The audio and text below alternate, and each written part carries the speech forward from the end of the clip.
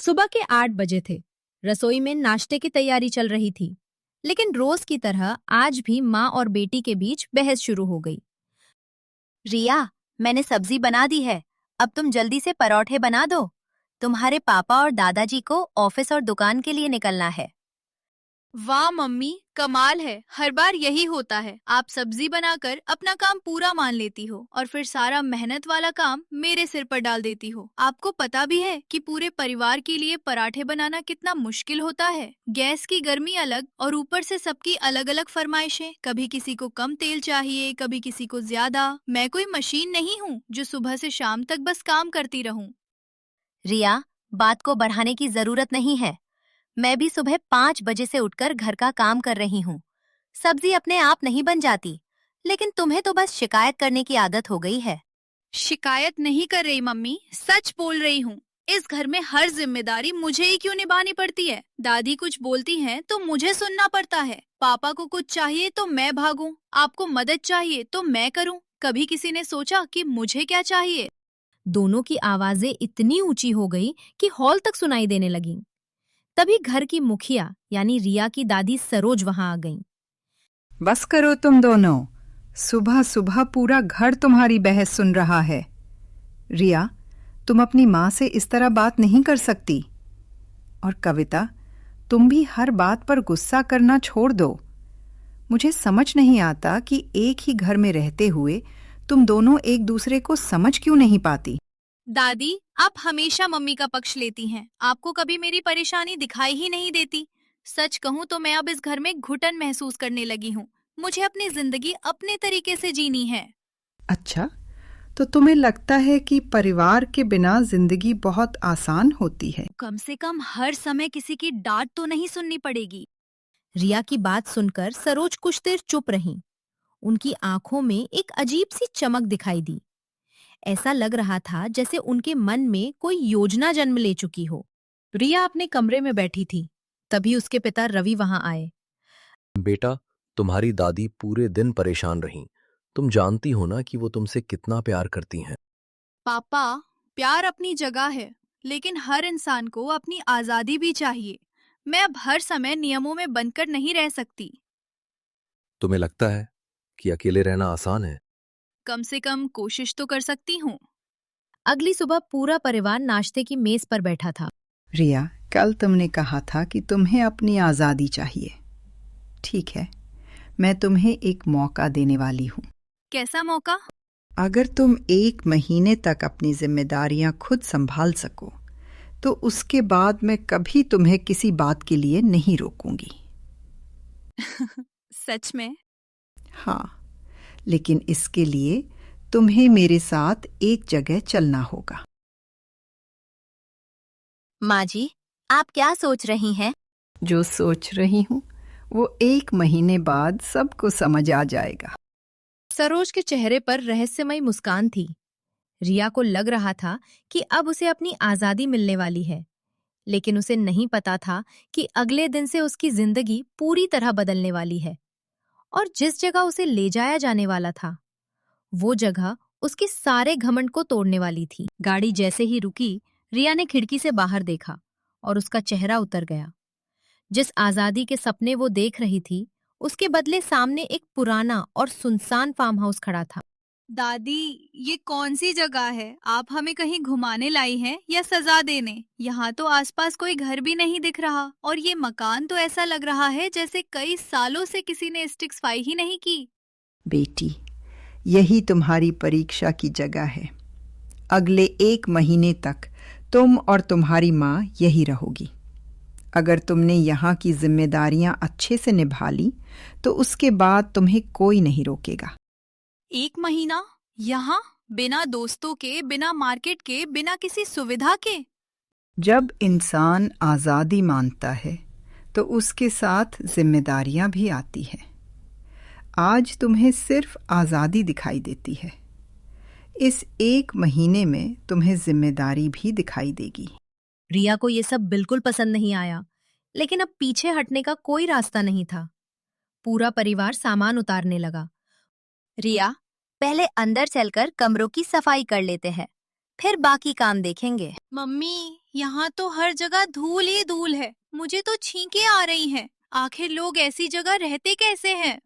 जब हमारे पास कुछ नहीं था तब लोग ऐसी ही जगहों पर रहकर सपने पूरे किया करते थे। पूरा घर साफ करने में 3 घंटे लग गए। रिया के हाथ दर्द करने लगे थे। उसे पहली बार समझ आ रहा था कि घर को संभालना कितना मुश्किल काम है। अच्छा, अब अगला काम सुनो। रिया, तुम कुएं से पानी लेकर आओ और कविता, तुम दोपहर का खाना तैयार करो। क्या? कुएं से पानी? दादी, आप मजाक कर रही हैं ना? हम घर में नल खोलते हैं और पानी आ जाता है। यही तो समस्या है। जब चीजें आसानी से मिलती हैं तब उनकी कीमत समझ नहीं आती। रिया मन मारकर बाल्टी उठाती है और कुएं की तरफ चल पड़ती है। हे भगवान, इतनी दूर से रोज पानी लाना पड़ता होगा। अगर मुझे यहाँ सच में 1 महीना रहना पड़ा तो मैं तो खत्म ही हो जाऊंगी। कुएं तक पहुंचते पहुंचते ही उसका दम फूल गया, लेकिन असली मुश्किल अभी बाकी थी। ये रस्सी इतनी भारी क्यों है? अरे, अरे! रस्सी खींचते समय उसका संतुलन बिगड़ गया। पास खड़ी कुछ गांव की महिलाएं ये देखकर मुस्कुरा दीं। बेटी, पहली बार पानी भर रही हो क्या? जी, इतना साफ दिख रहा है क्या? थोड़ा थोड़ा नहीं, बहुत साफ दिख रहा है। रिया खुद भी हंस पड़ी। शायद पहली बार उसे अपनी गलती पर हंसी आई थी। शाम तक सभी लोग थक चुके थे। तभी अचानक बिजली चली गई। Oh no! अब मोबाइल भी चार्ज नहीं होगा, इंटरनेट भी नहीं चलेगा। अब मैं क्या करूंगी? आज की पीढ़ी के लिए इंटरनेट बंद होना किसी आपदा से कम नहीं लगता। दादी, आप मजाक उड़ाइए, लेकिन सच में बहुत बोरियत हो रही है। बोरियत इसलिए हो रही है क्योंकि तुमने खुद से बातें करना छोड़ दिया है। पहले लोग शाम को परिवार के साथ बैठकर बातें करते थे। आज सब अपने अपने मोबाइल में खोए रहते हैं। रिया कुछ नहीं बोली। कहीं न कहीं दादी की बात सही थी। सुबह 5 बजे ही सरोज ने सबको जगा दिया। दादी, अभी तो रात जैसी लग रही है। इतनी जल्दी क्यों उठा दिया? क्योंकि खेतों में काम सूरज निकलने से पहलियां शुरू हो जाता है। खेतों में? अब हमें खेती भी करनी पड़ेगी। आज सब्जियां लगानी हैं और जो सब्जियां हम खाएंगे उनकी देखभाल भी करनी होगी। रिया का चेहरा देखने लायक था, लेकिन अब वो पहले जितना विरोध नहीं कर रही थी। खेत में काम करते समय कविता का पैर गड्ढे में फंस गया। वो दर्द से बैठ गई। आह, शायद पैर मुड़ गया है। मम्मी, रुको, मैं आपको उठाती हूँ। रिया तुरंत अपनी माँ के पास भागी।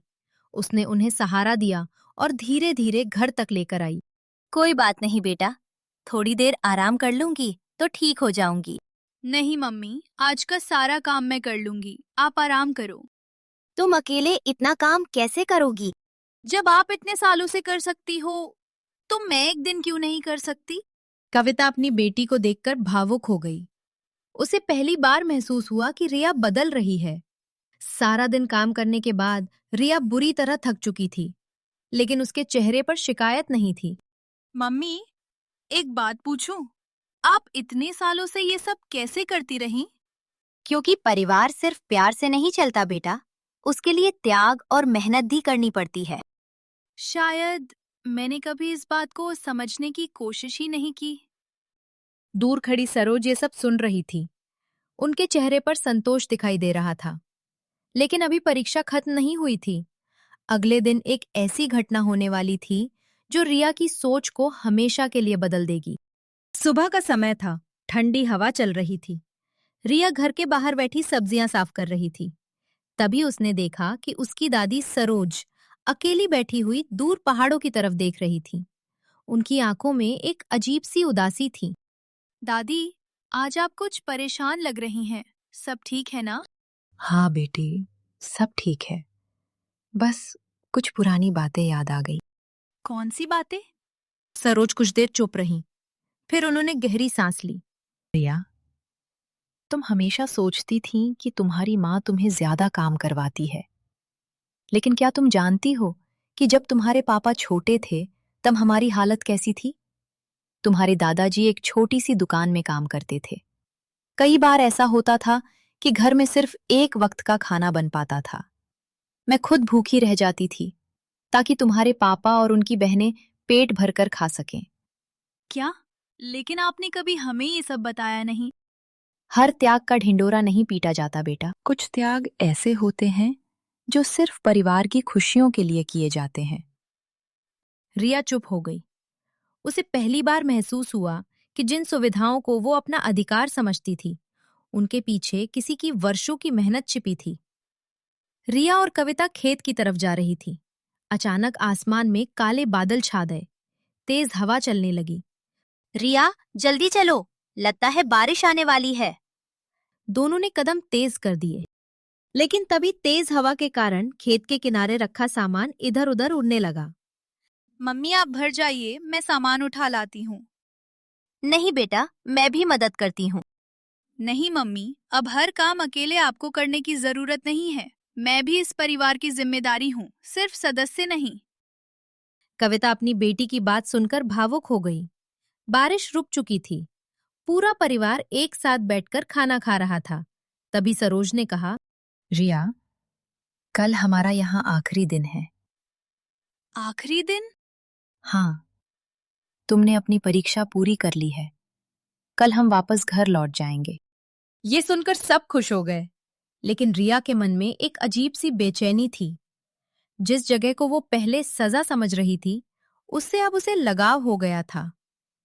सूरज निकलने से पहले ही सरोज अपना सामान बांधकर बैठ गई। रिया ने उन्हें देखा तो हैरान रह गई। दादी, आप इतनी जल्दी तैयार क्यों हो गई? क्योंकि आज फैसला होने वाला है। कैसा फैसला? तभी पूरा परिवार वहां इकट्ठा हो गया। रिया, जब हम शहर लौटेंगे तब तुम्हें पूरी आजादी मिल जाएगी। अब तुम बड़ी हो चुकी हो। तुम्हें कोई नहीं रोकेगा, कोई नहीं टोकेगा। तुम अपनी जिंदगी अपने तरीके से जी सकती हो। ये वही बात थी जो रिया हमेशा सुनना चाहती थी, लेकिन आज उसे खुशी नहीं हुई। दादी, क्या सच में यही फैसला है? हाँ, तुमने अपनी शर्त पूरी कर दी। लेकिन मैं अब ये शर्त जीतना नहीं चाहती। पूरा परिवार हैरानी से उसकी तरफ देखने लगा। क्या मतलब बेटा? मतलब ये कि मैं अब समझ गई हूँ कि परिवार सिर्फ एक घर में रहने वाले लोगों का समूह नहीं होता। परिवार वो होता है जहाँ कोई थक जाए तो दूसरा उसका हाथ पकड़ ले, जहाँ कोई गिर जाए तो दूसरा उसे उठा ले, जहाँ कोई रोए तो बाकी लोग उसके आंसू पोंछते। अगर मैं सिर्फ अपनी आजादी के पीछे भागती रही तो शायद ये सब खो दूंगी। रिया की आंखों में आंसू आ गए। मम्मी, मैंने कई बार आपको गलत समझा। आपके प्यार के पीछे छिपी मेहनत को कभी नहीं देखा। दादी, मैंने आपकी बातों को पुराना सोचकर नजरअंदाज किया, लेकिन अब समझ में आया है कि अनुभव किताबों से बड़ा शिक्षक होता है।